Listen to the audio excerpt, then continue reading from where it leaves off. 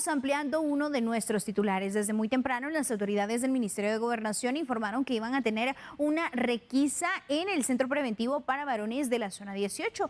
Así se vivieron estos momentos. Desde las primeras horas de este martes, el ambiente en las afueras del Centro Preventivo para Varones de la Zona 18 comenzaba a cargarse de tensión.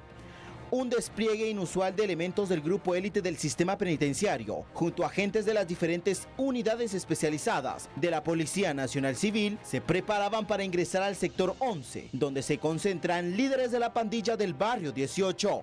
El operativo tenía como propósito localizar y decomisar armas de fuego, cuchillos, drogas, teléfonos celulares y todo tipo de objetos ilegales que permitieran a los internos continuar con sus actividades delictivas, como extorsiones y sicariatos ordenados desde la prisión.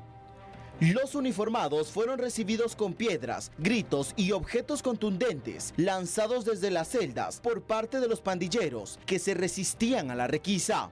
Observen ustedes, son imágenes que usted las lleva solo con nosotros, a través de Telediario, Noticiete, TN23, esos son.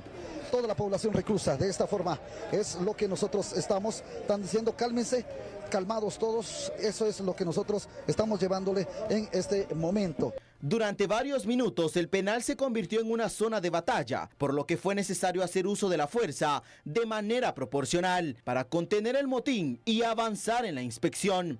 Las detonaciones de gases lacrimógenos permitieron que los uniformados lograran finalmente ingresar y restablecer el control en medio de un ambiente tenso. El director general de la Policía Nacional Civil, David Custodio Boteo, brindó detalles sobre el operativo y lo incautado dentro del centro carcelario. Es uno de los sectores más peligrosos y más violentos del país, donde se encuentran privados de libertad de la pandilla del barrio 18. En este momento, desde 6 de la mañana se empezó a ingresar o pusieron resistencia, se tuvieron que utilizar medios disuasivos para poder incursionar, inclusive nos estuvieron lanzando piedras y otros objetos contundentes para evitar la requisa.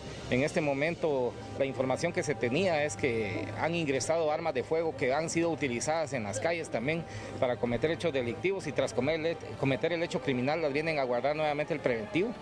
Ya van 2 armas de fuego incautadas preliminarmente, que ustedes los pueden observar ahí adentro, ya las tenemos resguardadas, y ya estamos incursionando en el área de la parte baja del sector, donde se encuentran aproximadamente 600 pandilleros.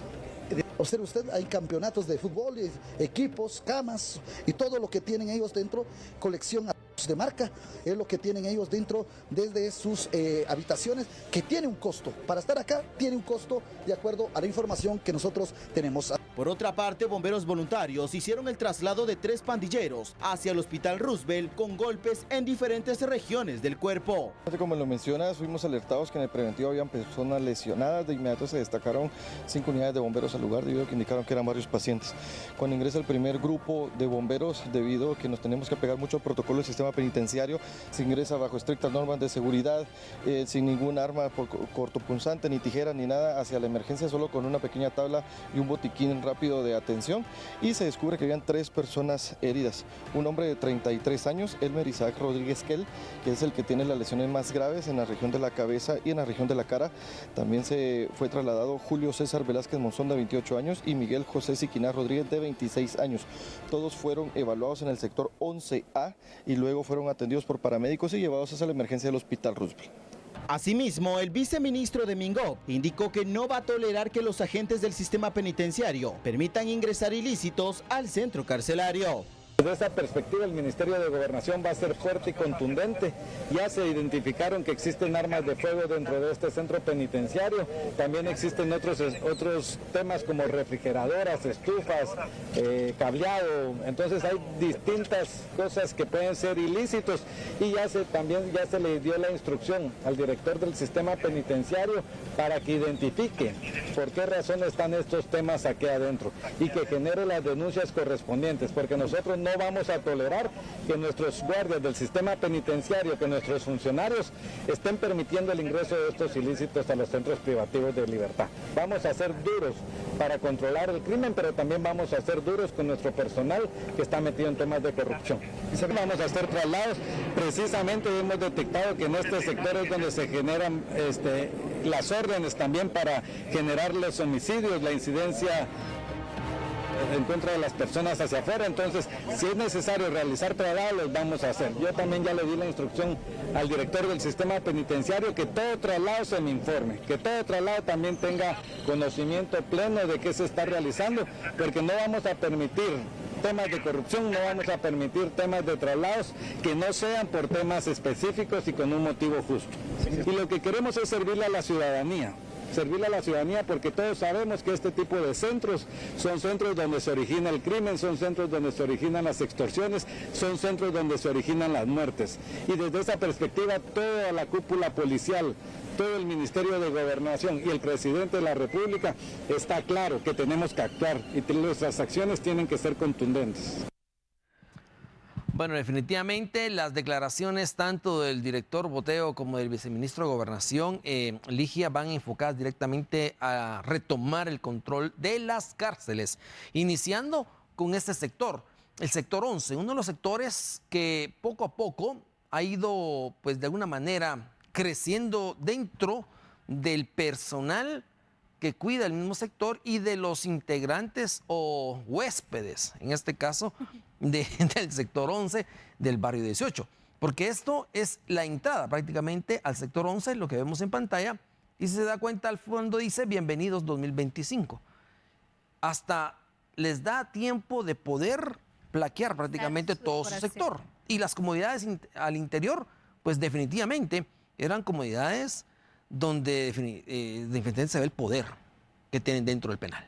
Axel, son imágenes realmente impresionantes las que nosotros le podemos trasladar a través de nuestros equipos periodísticos que estuvieron desde muy temprano realizando estas diligencias. Hay que recordar que las autoridades del Ministerio de Gobernación han dado a conocer que mantienen este tipo de requisas en los 22 centros carcelarios del país. Es la Policía Nacional Civil, DIPANDA, DEIC, quienes están participando en estos operativos en donde lo que buscan es fortalecer precisamente estas estrategias para restablecer el orden en los centros carcelarios y eliminar privilegios que tiene la población. Algo que es muy interesante, Axel, es que, por ejemplo, a nivel de América Latina hay aproximadamente un 110% quizá de sobrepoblación o hacinamiento en los centros carcelarios. En Centroamérica la cifra crece 3 veces más, es aproximadamente 350% de hacinamiento. Entonces, imagínate si de por sí las instalaciones no están hechas para resguardar a la cantidad de privados de libertad que hay, aún así hay personas, en este caso en el sector 11, que tienen esos privilegios. Entonces, ¿cómo es que se van prácticamente acomodando los privados de libertad en ese lugar? Ya lo daban a conocer muy bien las autoridades, que lo que buscan es eliminar estas prácticas de corrupción, que hay que mencionar no es de la noche a la mañana, son prácticas que llevan años de años en los centros carcelarios. También evitar el hacinamiento y hasta cierto punto las condiciones insalubres en que están algunos privados de libertad versus otros que pareciera, como tú indicabas, que están prácticamente en un hotel como huéspedes, teniendo prácticamente todas sus comodidades. Por supuesto, estamos hablando de, si hacemos la comparación de otros centros carcelarios como El Salvador, los de Ecuador, los de Colombia, en donde las medidas son más extremas y se ha tenido pues distintos pronunciamientos sobre violaciones de derechos humanos. Esto prácticamente ya es otro extremo y se esperaría que las autoridades continúen realizando estos operativos para eliminar estos privilegios. Claro, y es que esta toma que se realiza vía aérea nos permite a través de este dron dimensionar hasta dónde ha llegado ya a ocupar espacio, ¿sí?, el sector 11 del preventivo de la zona 18. Es decir, se ha extendido tanto y por esa razón es que el hacinamiento dentro de esta cárcel es clara, es obvio. Veíamos en la nota anterior cómo se logra a través de las cámaras de TN23 mostrarle a Guatemala después de tantos años el interior del sector 11 totalmente saturado, hacinado de integrantes del barrio 18. Es decir, acá todos son del barrio 18, todos son de la misma pandilla. Pero la pregunta es, y es lo que vamos a analizar con el analista en seguridad, es específicamente, ¿quién tiene la culpa acá? ¿Realmente son los pandilleros o es el mismo personal del sistema penitenciario que permitió durante muchos años el ingreso de todo esto? Es impresionante, tal como se los indicábamos, estimados televidentes, esas imágenes que llegan a nuestra sala de redacción.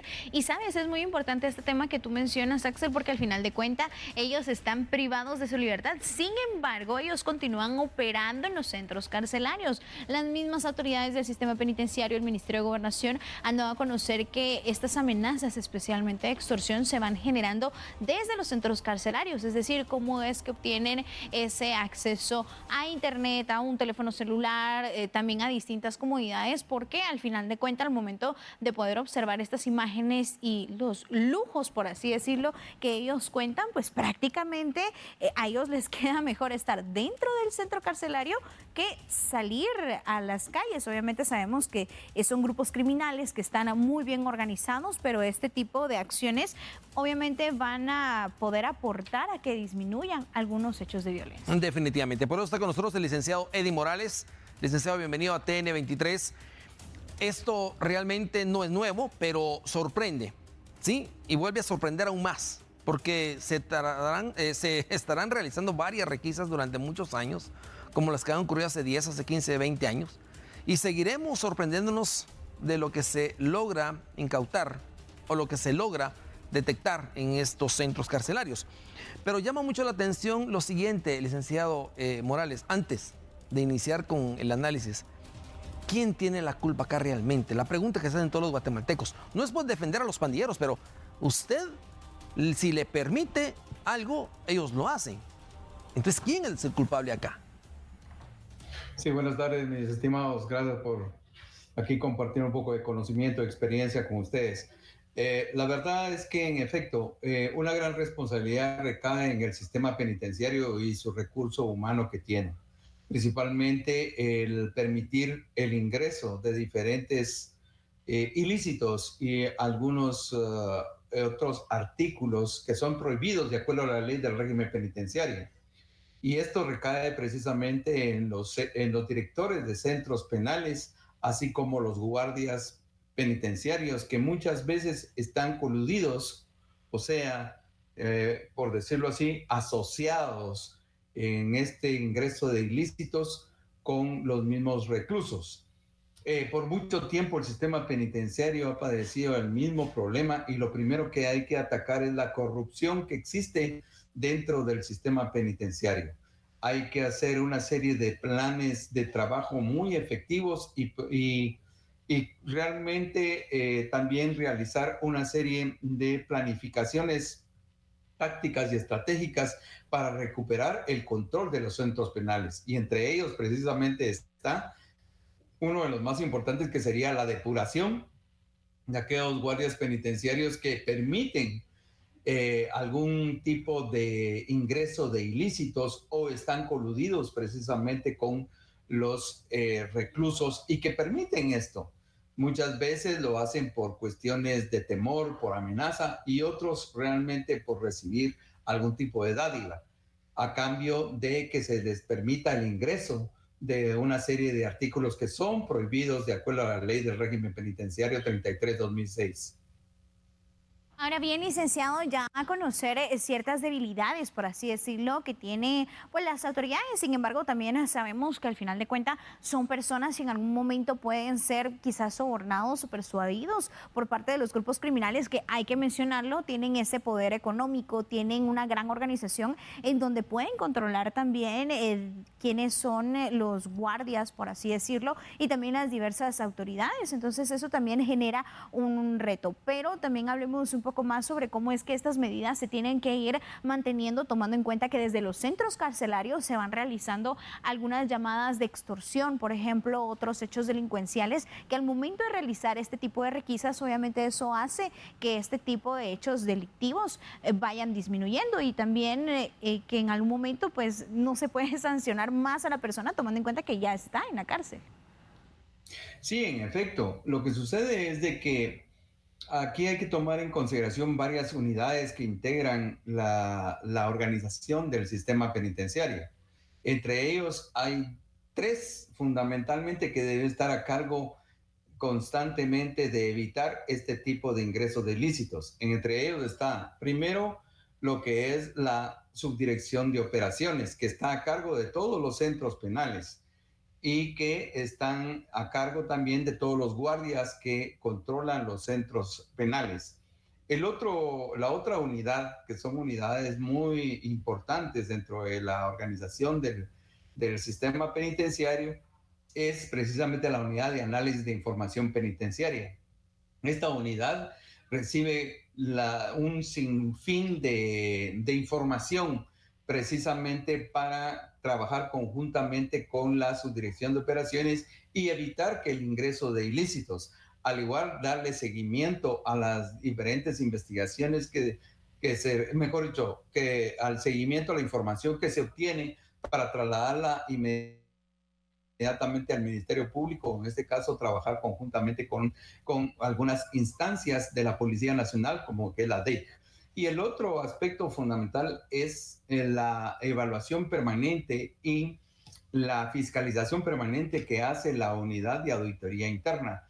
¿Por qué? Porque estos constantemente están evaluando las operaciones y cómo se están administrando los centros penales de una manera eficiente. Entonces definitivamente son unidades muy importantes. La Inspectoría General del Sistema Penitenciario también es otra que es muy importante porque están generando una serie de informes al director general para que todo esté marchando de una manera bastante efectiva, principalmente los procedimientos administrativos, los procedimientos operativos. Y esa es una parte fundamental, entonces, dentro de toda la contribución que deben de desarrollar estas unidades y trabajo en conjunto para evitar el ingreso de estos ilícitos. Lamentablemente, la corrupción en muchos momentos y en muchas ocasiones es la que realmente está dominando en los centros penales. Los centros penales no están en este momento siendo controlados por el mismo personal penitenciario y no digamos la Dirección General del Sistema Penitenciario. Son los reos los que realmente en este momento tienen el control. Y estos operativos conjuntos que se llevan a cabo entre Policía Nacional Civil, el sistema penitenciario y algunas unidades de inteligencia, pues van a coadyuvar a controlar algunos centros penales y no digamos aquellos que están a cargo de los diferentes centros penales urbanos. En este caso, los privados de libertad, que son el sector 11, donde se encuentra la pandilla delictiva denominada Mara 18, Mara del Barrio 18, pues son los que tienen que dársele mucho control, porque de lo contrario seguirán pues haciendo extorsiones y cometiendo una serie de ilícitos desde los centros penales. La otra Mara que también tiene controlados los centros penales, la Mara Salvatrucha, que está ubicada aquí en el Boquerón, Cuilapa, Santa Rosa, también debe de ser inmediatamente controlado y que estas requisas se extiendan no solo ahí, en el área del preventivo de la zona 18, sino que también a los otros centros donde se encuentran los integrantes de Mara, los líderes de Mara y principalmente aquellos que están constantemente vinculados a el delito de extorsiones. Ahora bien, licenciado Morales, la producción nos ha preparado unas imágenes de lo que hace algunos minutos logró sacar ya las unidades especiales de la Policía Nacional Civil y también autoridades del sistema penitenciario. Es decir, la requisa en la mañana, la toma de control, la revisión específica y minuciosa dio como resultado esto. Veremos en este momento en pantalla. Y es que son impactantes las imágenes y son sorprendentes el ver el nivel de comodidad en la cual se vive dentro de estos centros carcelarios, porque no hablamos solo del preventivo de la zona 18, no hablamos solo del sector 11, hablamos de muchos más. Y de hecho acá estamos viendo ya imágenes de lo que poco a poco ha ido saliendo.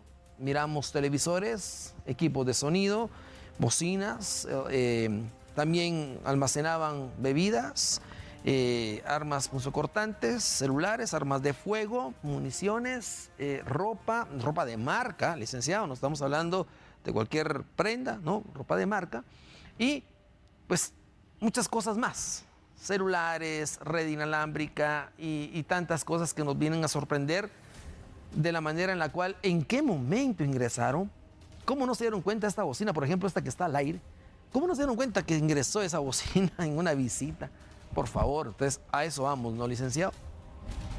Sí, en efecto, es que la corrupción actual dentro del sistema penitenciario es uno de los cánceres que hay que atacar conjuntamente con las autoridades correspondientes y directamente también en coordinación con las diferentes requisas generales y específicas que se pueden llevar a cabo de manera interinstitucional. Cuando hablo de manera institucional, entre la coordinación entre policía, Ministerio Público y el sistema penitenciario.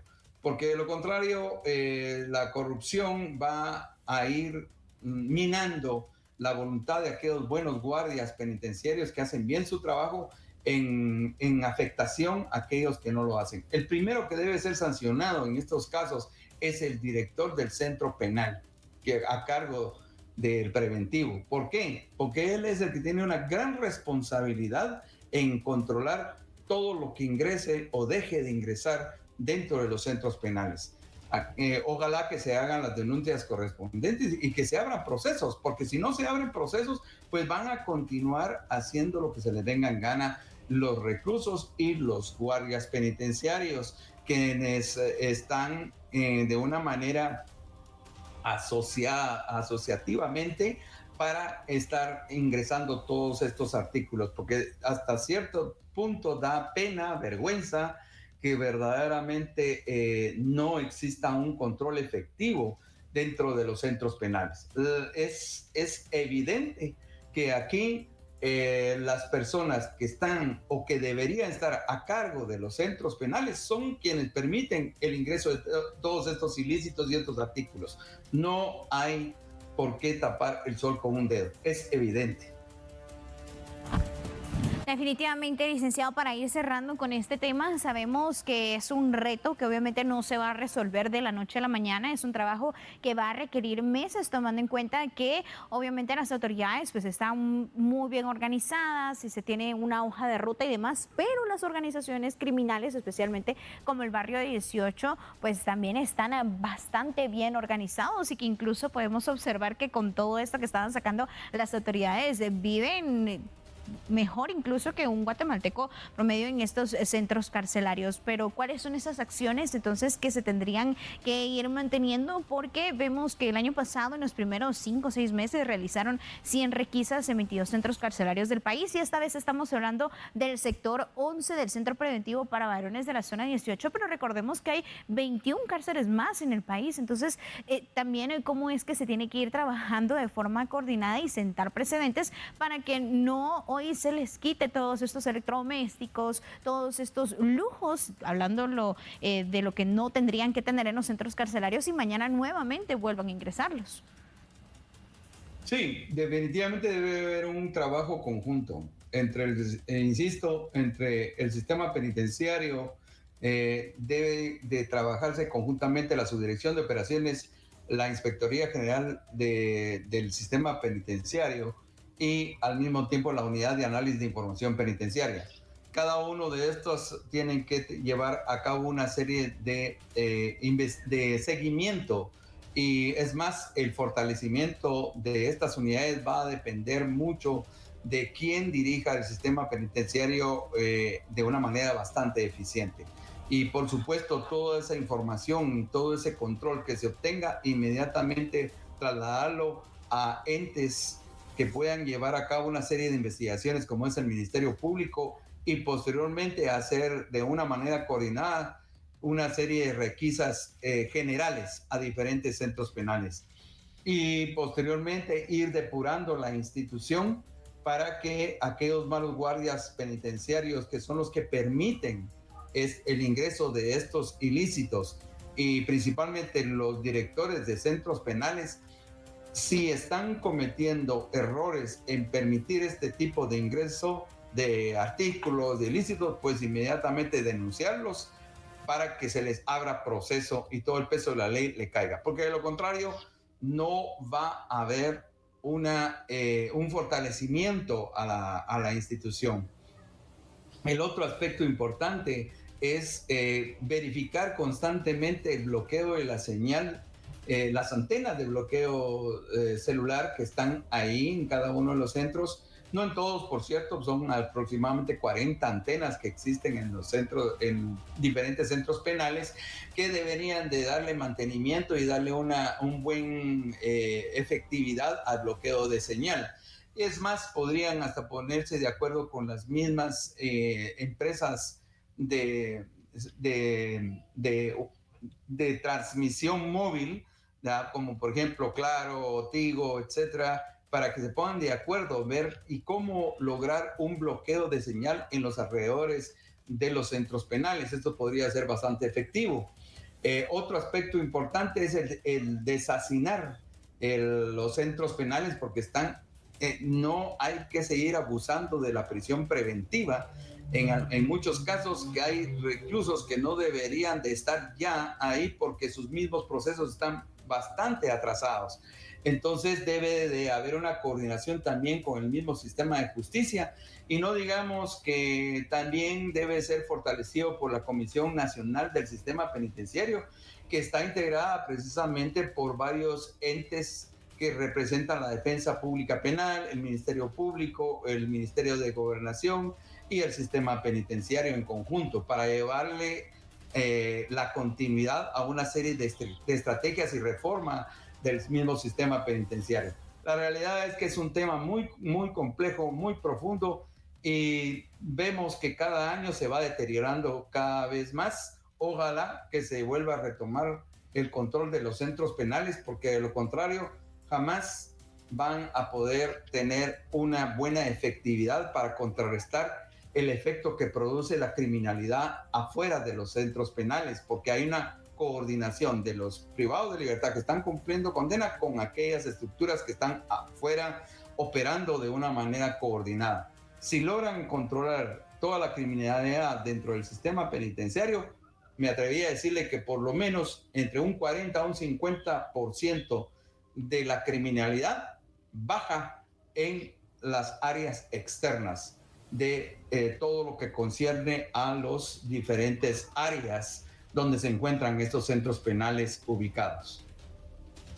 Bueno, muchísimas gracias, licenciado Eddie Morales, como siempre, por habernos ampliado el tema y poder también ir dando esas primeras líneas de acción que se tienen que realizar para poder de esa manera erradicar los ilícitos dentro del penal. Hoy, nuevamente, nos sorprendemos, pero ¿cuántos operativos y requisas más nos van a sorprender? La pregunta es, si siempre ocurre esto, después de ciertos meses de haber hecho la requisa, de haber incautado ilícitos, y vuelven a aparecer, y con más tamaño, más grandes, más cantidad, y con mejor calidad, entonces la pregunta es, Ligia, ¿quién tiene la culpa? ¿Quién es el responsable? Es bastante complicada esta situación, Axel, para las autoridades, porque es un tema que se ha mantenido por años. Es una responsabilidad en conjunta, obviamente, pero lo importante es que usted conozca cuál es la realidad, entonces, que se viven en los centros carcelarios del país, y también la ciudadanía debe acompañar las acciones de las autoridades, fiscalizando prácticamente y estando muy atentos a lo que se está realizando. Es algo que obviamente, como ya mencionaba el licenciado, debe haber un trabajo interinstitucional, una coordinación que no solo se tiene que tener a corto plazo, sino también a mediano y largo plazo, para retomar el control en los centros carcelarios. Vemos, por supuesto, buenos ejemplos como el caso de El Salvador, cómo se mantienen las cárceles, o más bien la seguridad en los Estados Unidos, en donde incluso se va guardando la identidad por parte de el mismo personal del sistema penitenciario. Así que son buenas prácticas que poco a poco se pueden ir implementando, precisamente para evitar que pues ocurran este tipo de hechos de corrupción en los centros carcelarios.